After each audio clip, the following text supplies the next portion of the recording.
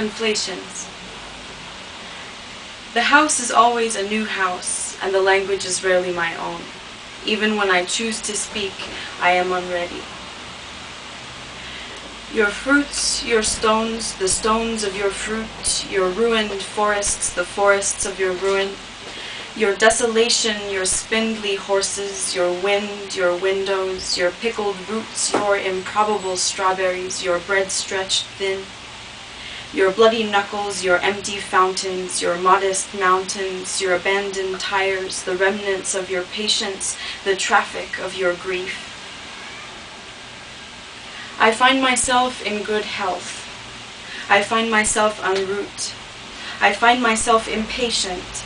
I find myself in a city continually razed to the ground. I find myself in the basement bathroom of a glass-paneled shopping mall. I find myself unable to tolerate even the idea of forgetting how you put your hands all over my face, how with all the skin of your hands you touch all the skin of my face like air. I find myself without a language here. I find myself galled by the unevenness of the sidewalk between what we do and do not do, and where and how we stumble there. And where are you? In which of the countless absurdities of intimacy, by which I mean geography, memory, airports, and air, are you? The stripped hills arch, exhale into where the roads are going. The sky wills them closer, but will refuse to let them in. The roads are thin, tense remainders, scratched as by a nail on skin, as if to say, later you will still remember what I have done to you. Who are you that licks the salt from your fingers in the neighbor's house? Who are you that sleeps through the gunshots? Who are you that refuses to translate what you spell on my back? Who are you that weeps while swearing at the policeman? Who are you that lets me leave the table with the rice still burning in the pan between us?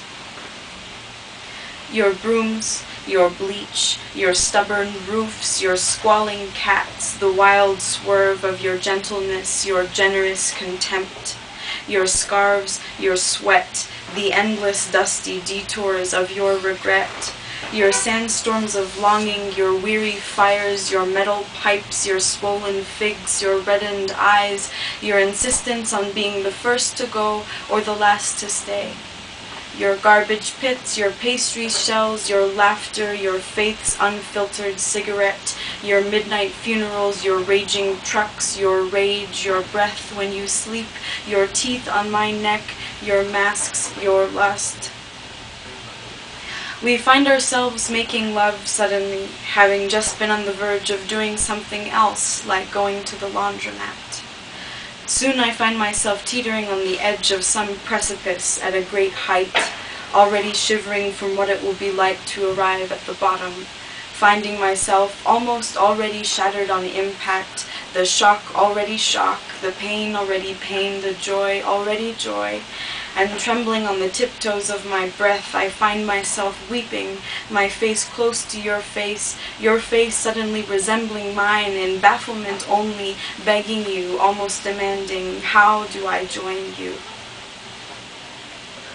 The house is always a new house, and the curtains remain unhung, and I sleep honestly, murkily, waking often and without any intuition of my distance from the ocean or the car crash on the freeway, from the army base or the orchards, from anywhere cleaner or more devastated or more drenched with bougainvillea or more clogged with clouds than here. Slowly it all returns to me.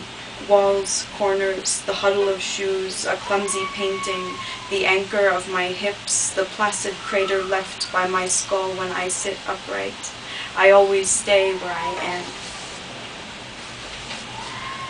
All the talk is the talk of the broken world, but is it not perilously whole, the rupture barely held at bay?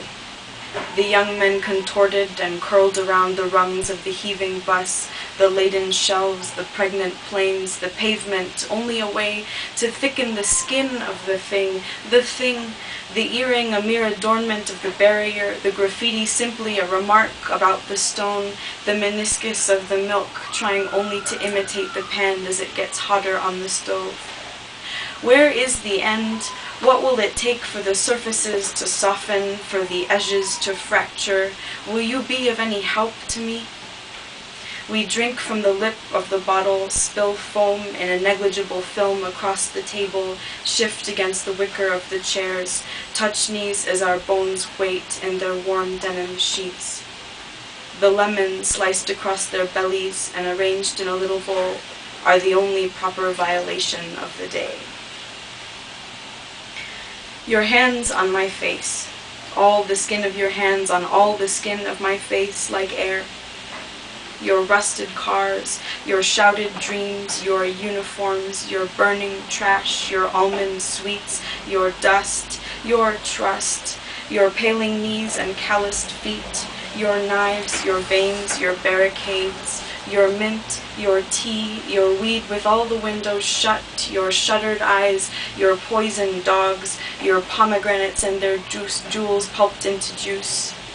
The shudder of your coming like another kind of loss subsumed, another kind of unshared, unsparing, momentary grace.